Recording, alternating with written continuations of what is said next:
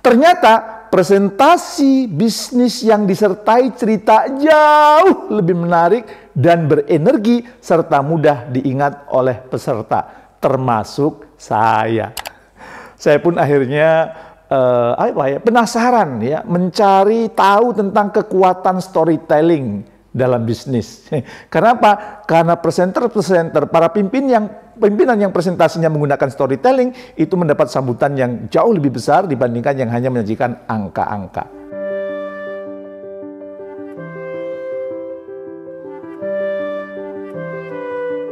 Assalamualaikum warahmatullahi wabarakatuh. Bertemu kembali dengan saya, Jamil Al-Zaini, di acara Leadership Inspiration. Mudah-mudahan Anda semakin sukses, makin mulia. Akhir-akhir ini saya sering diundang di acara pertemuan offline dari berbagai perusahaan. Sebelum saya memberikan inspirasi bagi pimpinan perusahaan tersebut, saya biasanya ikut mendengarkan presentasi dari pimpinan tertinggi perusahaan itu. Ada yang presentasinya dipenuhi angka-angka pencapaian tahun sebelumnya dan angka-angka target yang hendak dicapai tahun berjalan. Seru juga ya, angka-angka ditampilkan di slide gitu, kita suruh ngamatin gitu. Ada pula pimpinan yang menyajikan hanya sedikit angka, namun banyak menyajikan cerita dan kisah di balik angka-angka tersebut. Menurut Anda, kira-kira mana yang presentasinya lebih menarik? Mana yang mudah dipahami? Dan mana yang berpeluang besar mencapai dampak yang besar bagi audiens? Karena saya berada di ruangan itu, saya bisa merasakan dan membedakan energi peserta. Ternyata presentasi bisnis yang disertai cerita jauh lebih menarik dan berenergi serta mudah diingat oleh peserta, termasuk saya. Saya pun akhirnya penasaran ya, mencari tahu tentang kekuatan storytelling dalam bisnis. Kenapa? Karena presenter-presenter, para pimpinan yang presentasinya menggunakan storytelling itu mendapat sambutan yang jauh lebih besar dibandingkan yang hanya menyajikan angka-angka. Ternyata beragam penelitian mengenai memori manusia membuktikan bahwa fakta-fakta kritis, data, dan analisis akan lebih menggugah emosi bila dikaitkan dengan cerita tertentu. Bahkan penyajian materi dengan cara bercerita dapat lebih menggerakkan orang untuk mengambil tindakan. Ya, cerita ternyata mempunyai banyak kekuatan yang dahsyat untuk menggerakkan bisnis kita. Mengapa cerita punya kekuatan? Ada beberapa alasan yang saya rangkum dari berbagai penelitian yang dilakukan oleh para ahli dari berbagai perguruan tinggi yang khusus meneliti tentang kekuatan atau dahsyatnya storytelling. Pertama, ternyata cerita membuat sang pendengar dan pencerita memiliki gelombang yang sama atau satu hati. Apabila digunakan dalam penjualan, itu akan meningkatkan closing. Apabila digunakan dalam presentasi bisnis, membuat banyak orang lebih bersemangat. Kesimpulan di atas adalah hasil dari riset yang dilakukan oleh para ahli di Princeton University. Jadi ada kesamaan antara pencerita dengan orang yang mendengar. Maka tak heran, banyak perusahaan global mengasah kemampuan storytelling para pimpinannya. Ya, misalnya setiap eksekutif senior di Nike, misalnya nih ya, itu wajib menguasai 13 langkah membuat cerita dan menceritakannya di depan publik. Itu kewajiban buat mereka. P&G bahkan mendatangkan sutradara dari Hollywood, ya, sutradaranya sutradara film Hollywood nih, ya, untuk melatih para eksekutifnya tampil melakukan storytelling. Motorola pun demikian. Dia memiliki kegiatan-kegiatan drama untuk mengasah kemampuan storytelling jajaran manajemen mereka. Keren ya? Perusahaan-perusahaan besar ternyata mewajibkan para eksekutifnya, para pimpinannya untuk belajar storytelling. Mereka yakin untuk membangun kesamaan ide, gagasan, values, dan kebijakan yang hendak dijalankan akan lebih mudah disosialisasikan dengan menggunakan storytelling.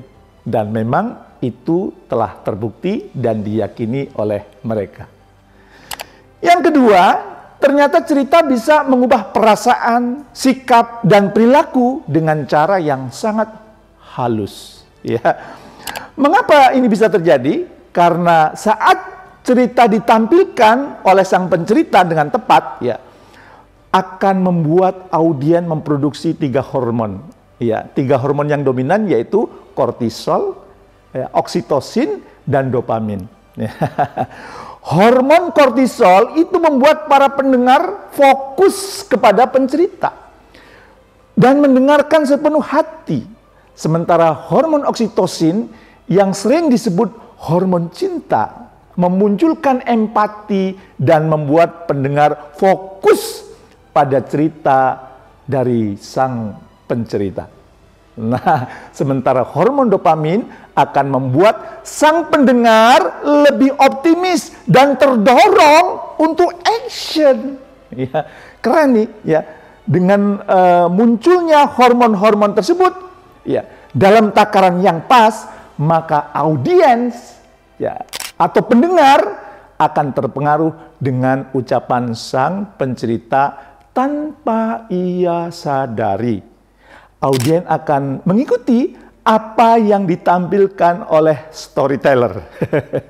Terpengaruh dengan sukarela, bahkan bukan hanya itu, audien bersedia menjadi evangelis atau loyalis tanpa harus mendapatkan bayaran. Ini marketer-marketer yang gratis diperoleh, ya, oleh seorang yang kemudian bisa menyajikan storyteller yang memadai. Dan yang ketiga, ternyata cerita itu 22 kali lebih diingat dibandingkan data dan angka. Kesimpulan ini adalah pernyataan dari Jennifer Eicher, ya, seorang profesor marketing dari Stanford University. Dan faktanya, kita masih bisa mengingat pelajaran sekolah yang dulu disampaikan oleh guru TK kita, SD kita itu. Kenapa?